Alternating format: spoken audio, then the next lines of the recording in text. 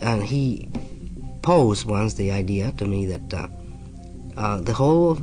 totality of the universe it's just perception, and it's how we perceive things, and there are no facts, only interpretations.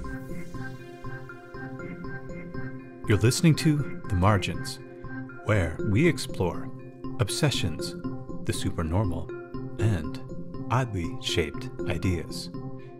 In Carlos Castaneda's 1974 book, Tales of Power, we enter the world of the dreamer and the dreamed, about a sorcerer's apprenticeship and his terrifying psychic tests to master the talent of dreaming. And I was very frightened. Mm-hmm. There was something dreadfully wrong with me. I was calm, unruffled. Some incredible state of indifference and aloofness had taken over my entire being. It was almost as if I were watching myself from a hiding place.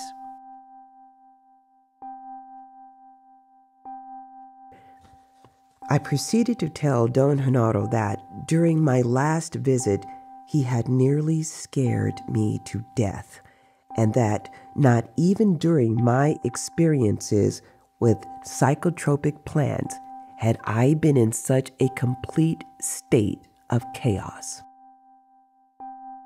I met Don Juan in a rather fortuitous manner. I was doing at the time, in 1960, I was collecting ethnographic data on the use of medicinal plants among the Arizona Indians. And a friend of mine, who was my guide on that enterprise, knew about Don Juan. He knew that Don Juan was a very learned man in the use of plants, and he intended to introduce me to him, but we never got around to do that. I began to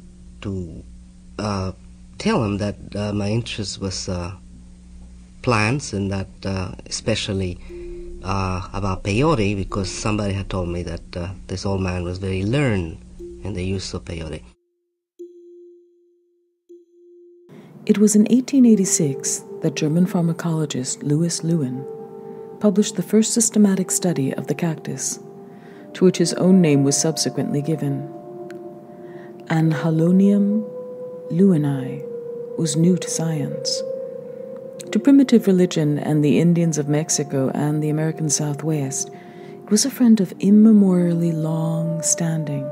Indeed, it was much more than a friend. In the words of one of the early Spanish visitors to the New World, quote, "They eat a root, which they call peyote, and which they venerate as though it were a deity." End quote. He didn't say anything at all. He kept on staring at me from time to time, and that made me very uncomfortable. He seemed to have seen through me.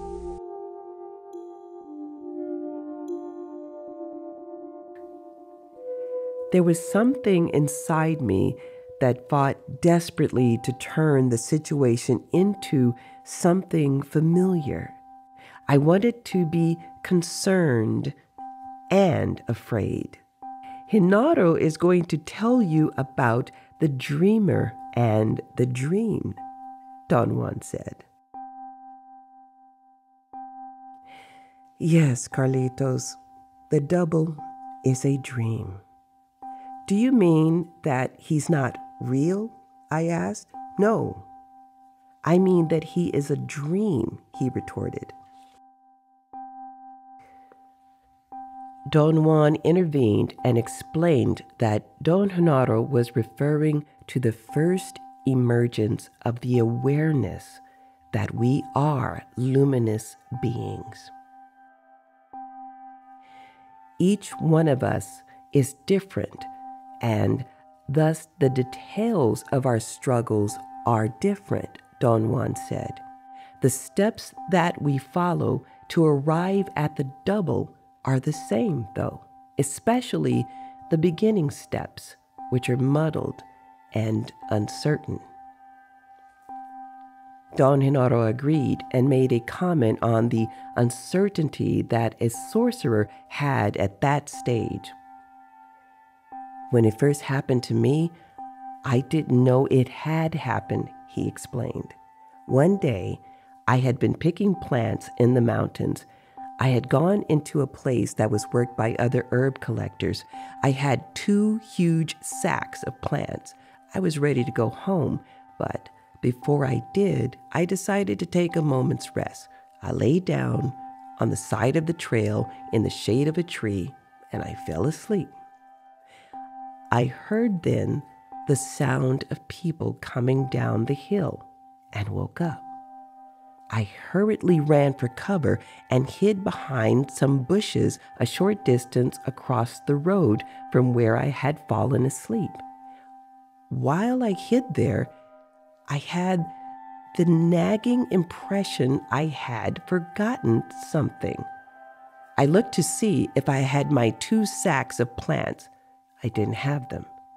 I looked across the road to the place where I had been sleeping, and I nearly dropped my pants with fright.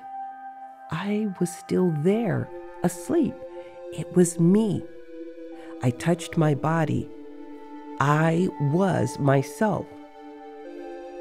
By that time, the people that were coming down the hill were upon the me that was asleep, while the me that was fully awake looked helplessly from my hiding place.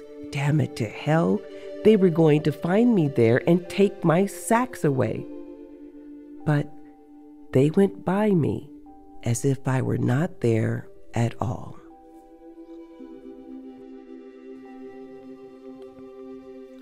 My vision had been so vivid that I went wild. I screamed, and then I woke up again. Damn it, it had been a dream. Don Genaro stopped his account and looked at me as if waiting for a question or a comment. "Tell him where you woke up the second time," Don Juan said. "I woke up by the road," Don Genaro said, "where I had fallen asleep. But for one moment, I didn't quite know where I really was. I can almost say that I was still looking at myself waking up, then something pulled me to the side of the road, and I found myself rubbing my eyes." The word brujos, the Spanish acception, and it could be translated in various ways. In English, could render as sorcerer or witch, medicine man, or herbalist or curer. And of course, the technical word shaman. Don Juan does not relate or does not define himself in any of those ways. He thinks of himself that perhaps he is a man of knowledge, one who knows. He uses that interchangeably.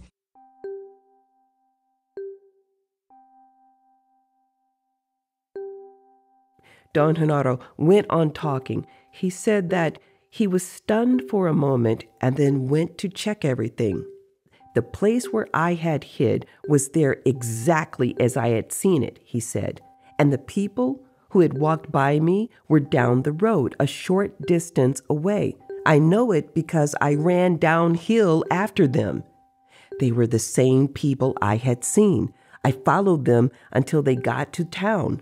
They must have thought I was mad. I asked them if they had seen my friend sleeping by the side of the road. They all said they hadn't. "You see," Don Juan said, "all of us go through the same doubts. We are afraid of being mad. Unfortunately for us, of course, all of us are already mad.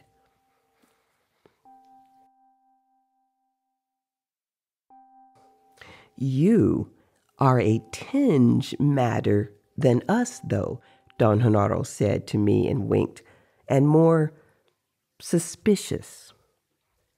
They teased me about my suspiciousness, and then Don Genaro began to talk again.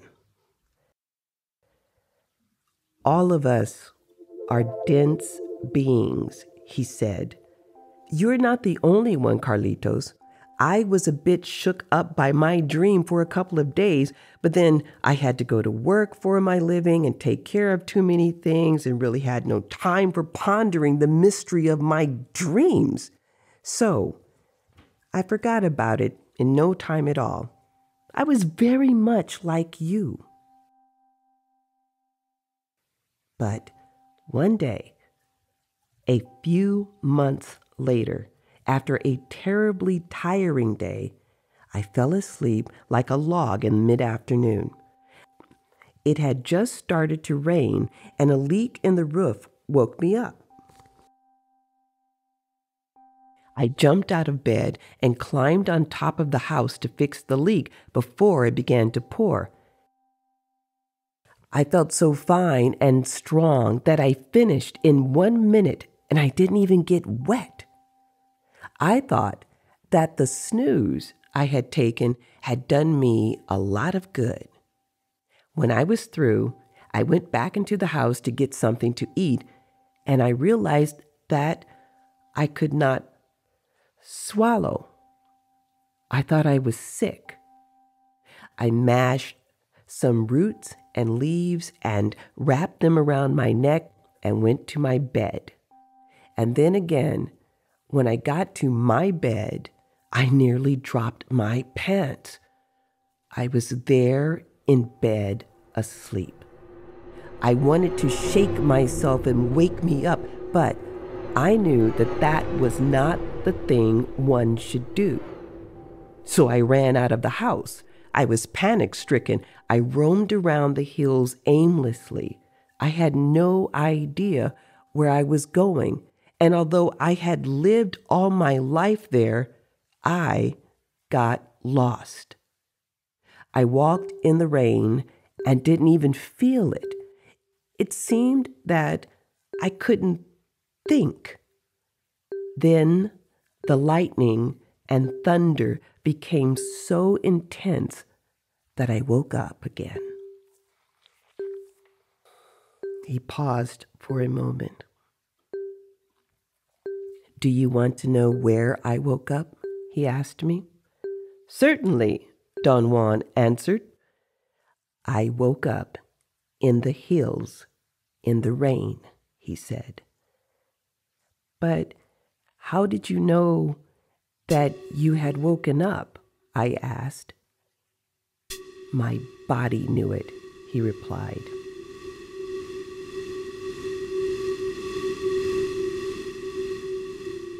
You know, what he was trying to do was to teach me another way of coding reality, another way of putting it into a propitious frame that could again turn into a different interpretation.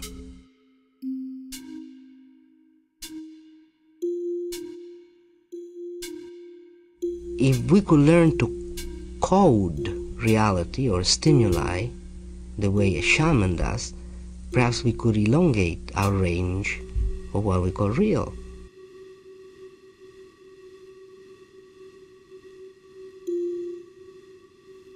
That was a stupid question, Don Juan interjected.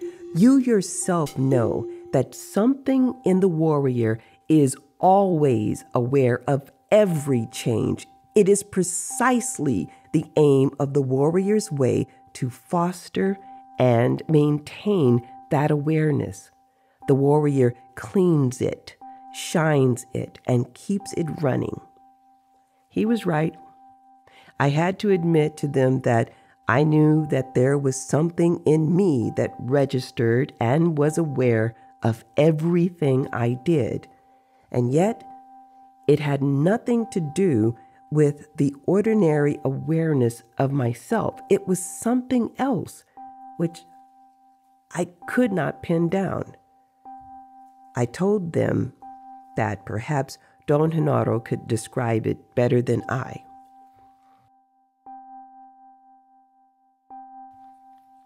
You're doing very well yourself, Don Genaro said. It's an inner voice that tells you what's what. And at that time, it told me that I had woken up a second time. Of course, as soon as I woke up, I became convinced that I must have been dreaming. Obviously, it had not been an ordinary dream, but it hadn't been dreaming proper either. So I settled for something else, walking in my sleep, half awake, I suppose. I could not understand it any other way.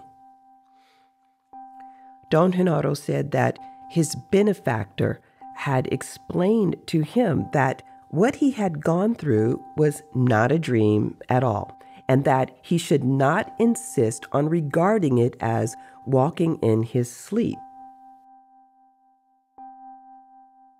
What determines the way one does anything is personal power. A man is only the sum of his personal power, and that sum determines how he lives and how he dies. My benefactor explained that the dream in which one was watching oneself asleep, Don Genaro went on, was the time of the double. He recommended that rather than wasting my power in wondering and asking myself questions, I should use the opportunity to act, and that when I had another chance, I should be prepared.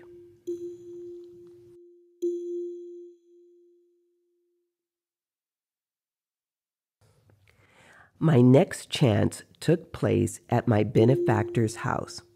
I was helping him with the housework. I had lain down to rest, and as usual, I fell sound asleep. His house was definitely a place of power for me and helped me.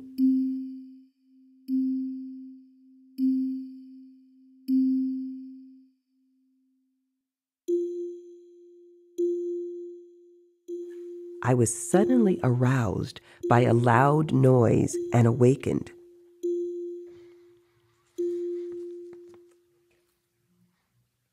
My benefactor's house was large. He was a wealthy man and had many people working for him.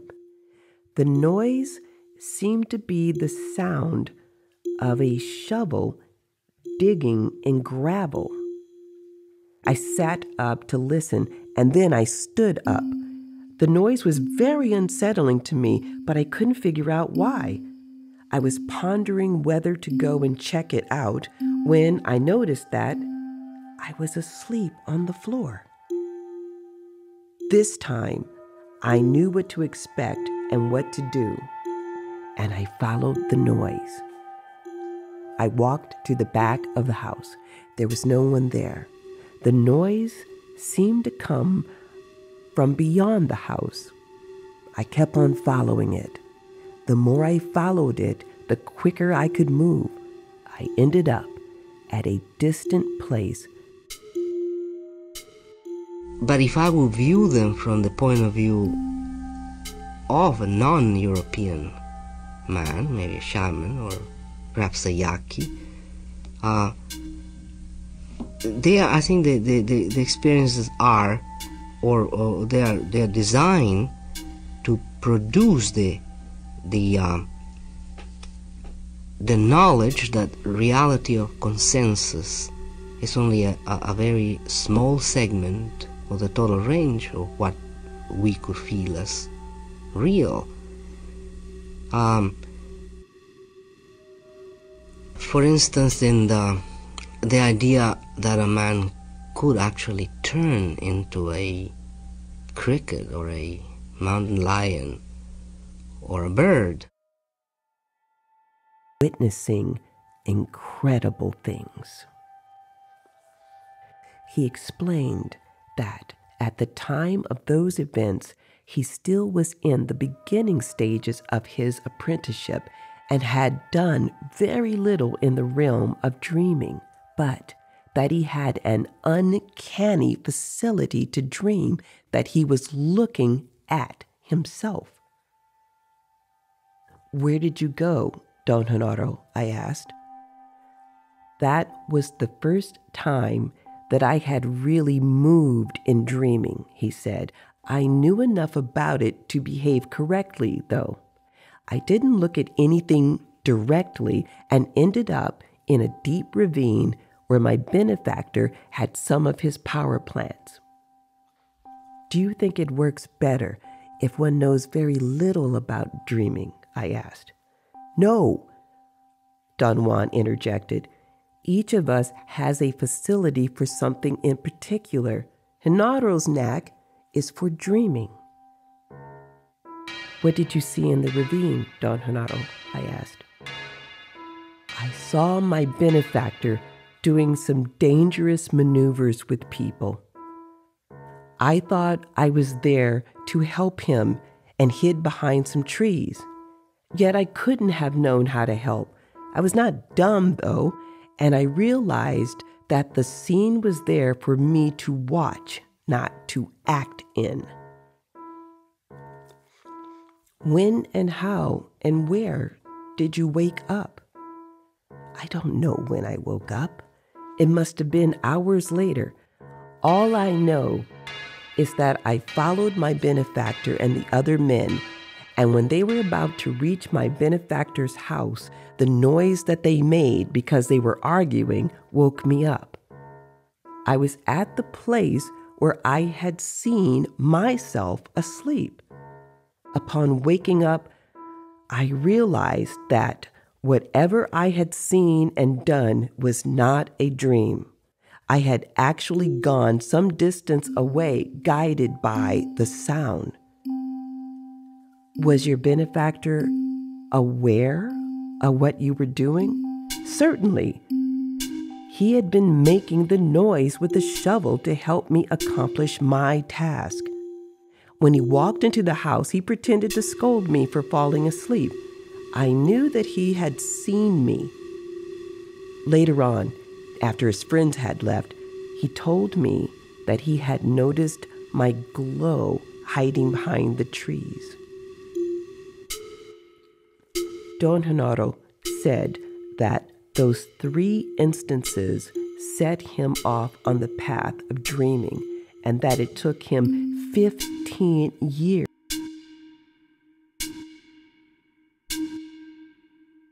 Little by little, you must create a fog around yourself. You must erase everything around you until nothing can be taken for granted, until nothing is any longer for sure or real. Your problem now is that you're too real. Your endeavors are too real. Your moods are too real. Don't take things so for granted.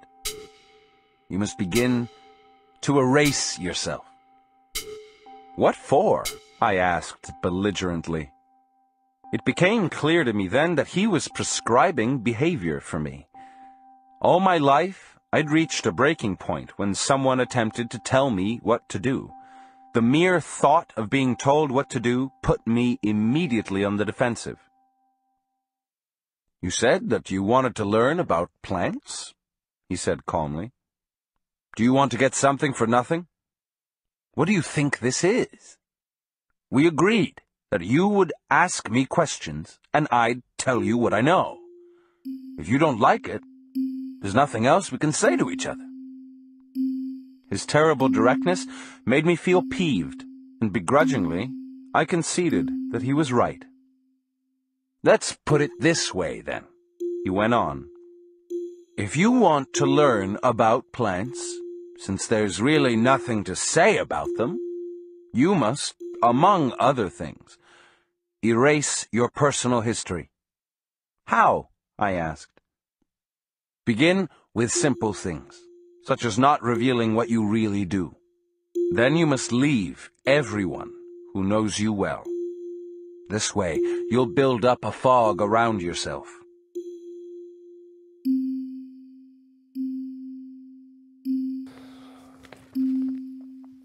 How are we doing? The fourth time was a more bizarre and a more complete vision, he said. I found myself asleep in the middle of a cultivated field. I saw myself lying there on my side, sound asleep. I knew that it was dreaming because I had set myself to do dreaming every night. Usually, every time I had seen myself asleep, I was at the site where I had gone to sleep. This time, I was not in my bed, and I knew I had gone to bed that night. In this dreaming, it was daytime. So I began to explore. I moved away, lying, and oriented myself. I knew where I was.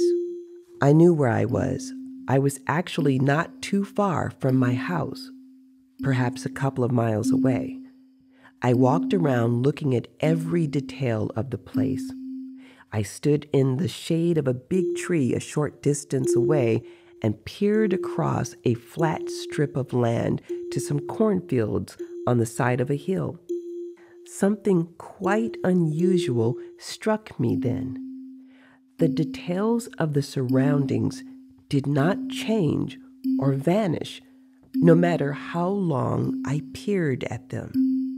I got scared and ran back to where I was sleeping. I was still there, exactly as I had been before. I began to watch myself. I had an eerie feeling of indifference towards the body I was watching. Then I heard the sound of people approaching. People always seemed to be around for me. I ran up ahead to a small hill and carefully watched from there. There were 10 people coming to the field where I was.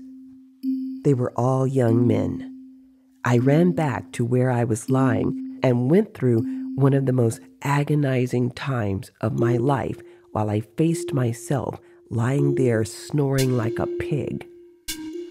I knew that I had to awaken me, but I had no idea how.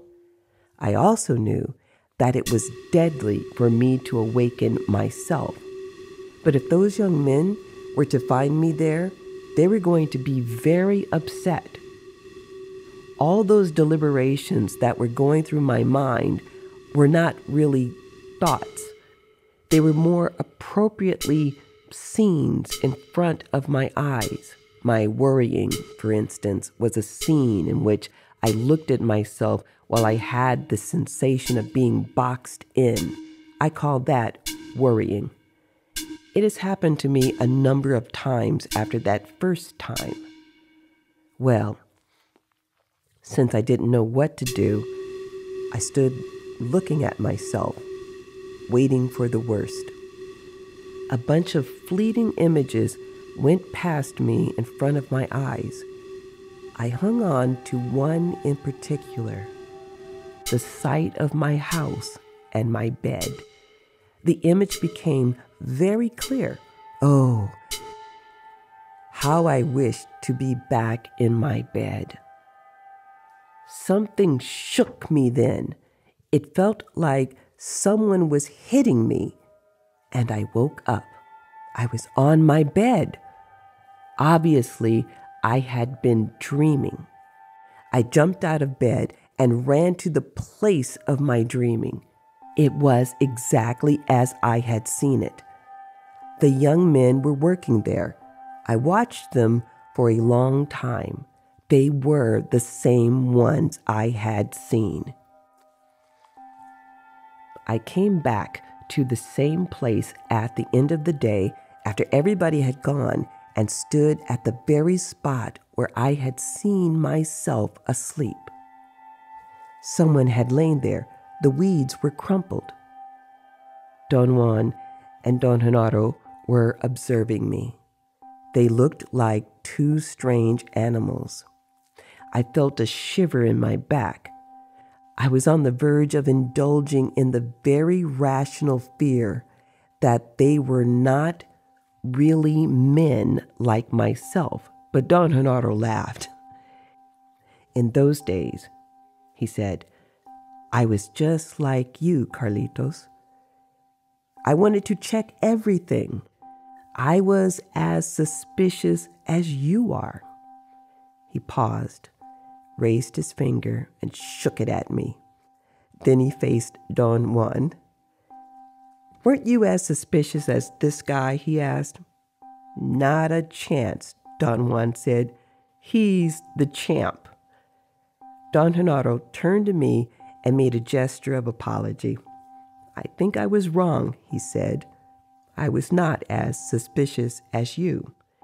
They chuckled softly, as if they did not want to make noise. Don Juan's body convulsed with muffled laughter. This is a place of power for you, Don Genaro said in a whisper. You've written your fingers off right where you are sitting. Have you ever done some heavy dreaming here? No, he hasn't, Don Juan said in a low voice, but he's done some heavy writing.